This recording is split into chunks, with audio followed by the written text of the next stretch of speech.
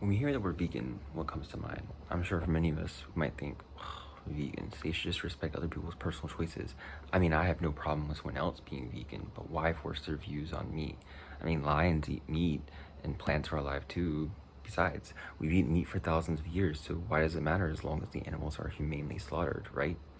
Well, these are a selection of the most common arguments used against veganism, and they were some of the arguments I even used myself. But do they actually hold up?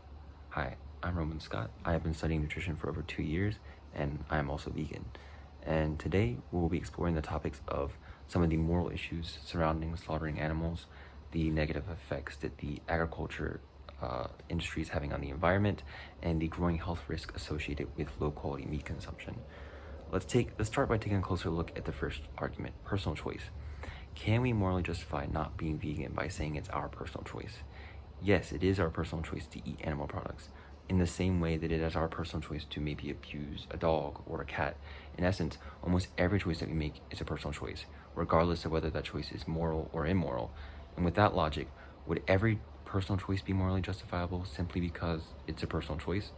Consequently, the inclusion of a victim removes any possibility for moral justification. Besides, whose personal choice are we considering other than our own? If exploiting animals is a choice, then why would we choose to be cruel?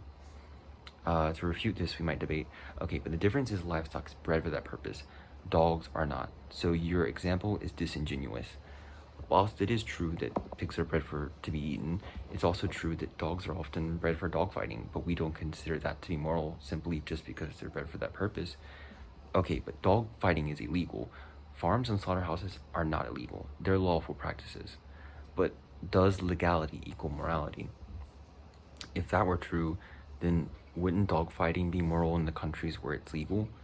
And if we think about some of the laws surrounding livestock, why is it cutting a pig's throat deemed an acceptable act, yet cutting a dog's throat would make you an animal abuser punishable under law? Okay, maybe you agree with some of the points I've made so far, but you're thinking, but we're omnivores, we've always eaten meat. If our ancestors didn't eat meat, we wouldn't even be alive today. And whilst it's true we've eaten meat for thousands of years, does the longevity of an act make it moral? Should culture and tradition determine whether something is moral or immoral? History teaches us this is certainly not the case. And if we go along with the cultural argument, is it justifiable to kill dogs during the Yuling Dog Meat Festival because this is a cultural event?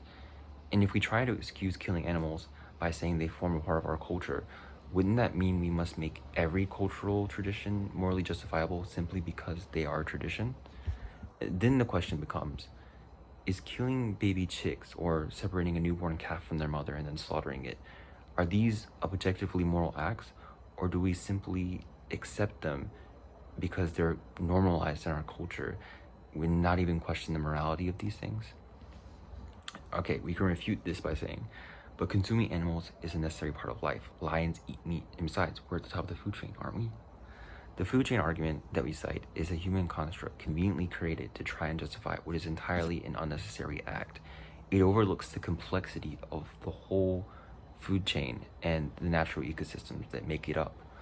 Just because a lion kills and eats a gazelle doesn't mean we're justified to go and buy a steak from a supermarket. Lions are obligatory carnivores and need meat to survive. We do not. The American Dietetic Association has categorically stated that a vegan diet is healthy, safe, and nutritionally adequate for all stages of life, including pregnancy, lactation, and infancy. There is also conclusive research and evidence that links the consumption of animal products with some of our leading diseases and illnesses, including heart disease, certain forms of cancers, type 2 diabetes, and the list goes on. So the issue of thriving on a vegan diet is not a contentious one within the scientific community, and therefore consuming animal products is an unnecessary act. And besides, the food chain argument overlooks our ability to make moral decisions as beings who possess moral agency. Should intelligence be the defining factor in determining the worth of someone's life? Certainly most of us don't agree with this logic, yet it's the grounds for many of our dispositions toward veganism. Okay, alright, I understand where you're coming from, but isn't soy farming detrimental to the environment? And what about plants? They're alive too, so isn't it hypocritical for vegans to say that meat eaters are the only ones at fault? And whilst plants are technically considered living, they're not sentient or conscious, and they don't have subjective experience such as pain or happiness. And even if we progress this argument further, Animal agriculture is the #1 cause for rainforest deforestation, species extinction, and habitat loss. And according to Mike Stanton, a Michigan State University Extension soybean educator, quote, 98% of soybean meal is used for animal feed, poultry, hogs, cattle mostly, and only 1% is used to produce food for people. So with that logic, and also this logic, also according to a study conducted by UC Davis on June 27, 2019, livestock are responsible for 15.4% of greenhouse gases. That's more than transportation. So even if plants were somehow sentient and did feel pain, significantly more plants are killed in the production of non-vegan foods than plant-based foods, which leads us to our final argument, taste.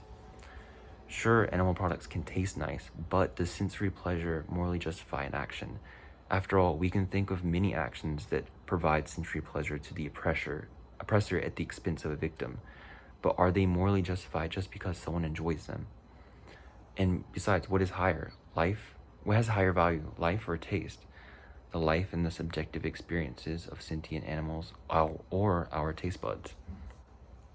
And let us acknowledge that a meal to us lasts only a matter of minutes, but to animals, they've had their entire lives taken away from them, and they've lived a life with nothing but suffering and fear and pain.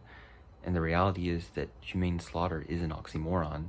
The synonyms for the word humane include compassionate, benevolent, and kind. So is needlessly cutting the throat of a mother cow compassionate, or forcing pigs into a gas chamber benevolent? Fundamentally, isn't unnecessarily killing someone else kind? And if we consider one of the main reasons we consume animal products to be that they taste nice, then our primary motivator is just purely enjoyment. And no, veganism is not perfect, but it's not meant to be. After all, we can never live a perfect life, but what we can do is strive to live a better and less harmful life, which is the main principle behind veganism. Veganism isn't about valuing non-human animals over humans or any human injustices that still need addressing today. Veganism is about simply recognizing that non-animals are also sentient individuals whose lives are as important to them as ours are to us. Thank you.